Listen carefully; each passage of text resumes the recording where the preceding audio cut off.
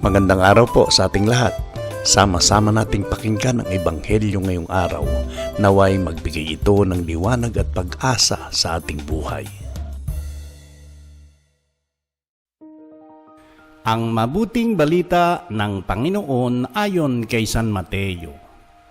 Noong panahong iyon, sinabi ni Jesus sa kanyang mga apostol, ang umiibig sa ama o sa ina nang higit sa akin ay hindi karapat-dapat sa akin, at ang umiibig sa anak na lalaki o babae na higit sa akin ay hindi karapat-dapat sa akin. Ang hindi nagpapasa ng kanyang krus at sumusunod sa akin ay hindi karapat-dapat sa akin.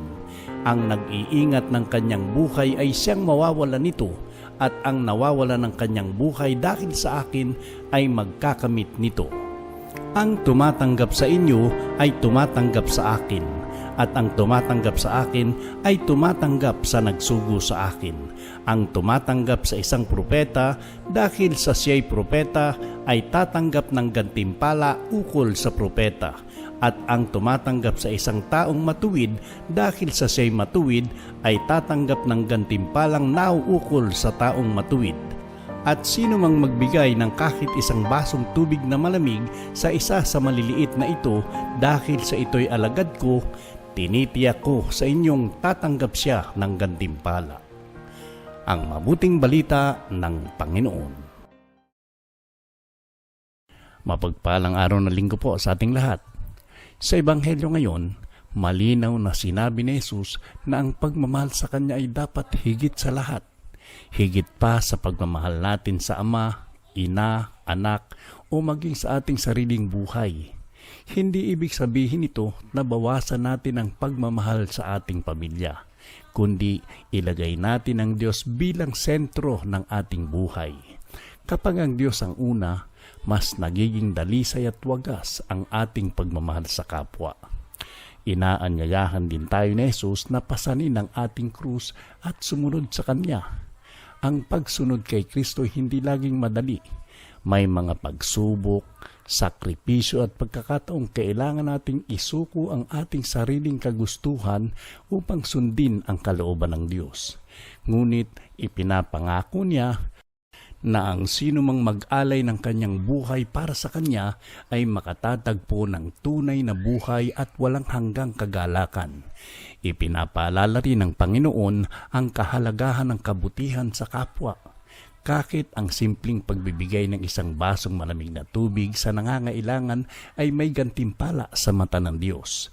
Walang mabuting gawa na hindi nakikita ng Panginoon. Ang bawat maliit na pagkilos ng pagmamahal, awa at paglilingkod ay mahalaga sa Kanyang kaharian. Manalangin tayo. Panginoong Jesus, salamat sa iyong salita na nagbibigay liwanag sa aming buhay. Turuan mo akong mahalin ka ng higit sa lahat at ilagay ka sa sentro ng aking puso. Bigyan mo ako ng lakas upang pasanin ang aking mga pagsubok at sumunod sa iyong kalooban araw-araw. Tulungan mo akong maging mapagbigay, maawain at handang maglingkod sa aking kapwa. Naway makita kong iyong mukha sa bawat taong aking matutulungan. Palakasin mo ang aking pananampalataya upang manatili akong tapat sa iyo sa gitna ng hamon ng buhay. Ito ang aking dalangin sa ngalan ni Hesukristo na aming Panginoon. Amen. Mga kapatid, ang tunay na tagasunod ni Kristo ay marunong maglagay sa Diyos bilang una sa kanyang buhay, tumanggap ng sakripisyo ng may pananampalataya at pagmamahal sa kapwa sa pamamagitan ng mabubuting gawa. Sa ating paglalakbay ngayong araw, dalhin natin sa ating puso ang paanyaya ni Jesus na sundin siya ng buong pagtitiwala at pagmamahal.